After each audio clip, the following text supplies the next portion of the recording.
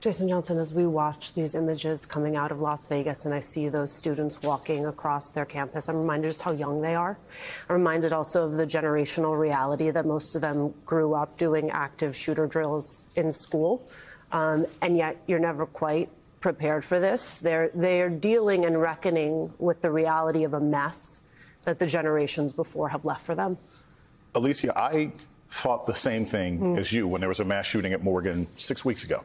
And that was my university campus. And I remember, and I've had this conversation with faculty, we're thinking, these are post-Columbine kids, right? They're used to this. They've been doing mass shooter drills.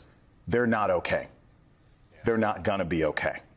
The impact of this kind of violence is so extreme on the faculty, on the staff, on the feelings of everybody, and it lingers. And no matter what politicians say and how many drones you want to put around the school and how many new fences you want to create, unless we take a national attitude towards this sort of violence, these kids have lost their safety. There is a college freshman there who's left their home for the first time, who's never going to feel safe on that campus again because of what just happened. Nelba Marquez Green, who's become my moral North Star on these questions. She lost her daughter, Anna Grace, during Sandy Hook. Her son, Isaiah, survived. She often talks about the fact that, yes, we need to talk about gun safety reform. We also have to talk about the reality that this keeps happening. Yeah.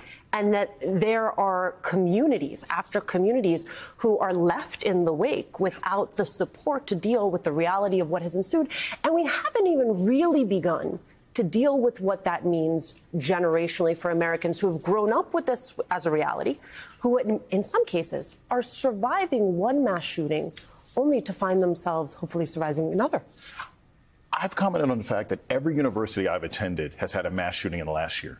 University of Virginia, Chapel Hill, Morgan State, every school. And you can't help but think, if you are a generation, if you're 18, 19 years old now, you have to be thinking to yourself, all the run and hide, all the shelter in places, they still didn't keep me safe.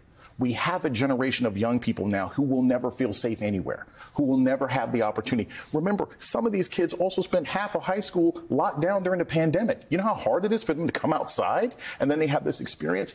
That's, I think, the emotional part of this that we don't discuss enough, how the long-term impact of this, they will need help, they will need therapy, they will need counseling on campus, and so will their parents to feel safe sending these kids back to school in the spring.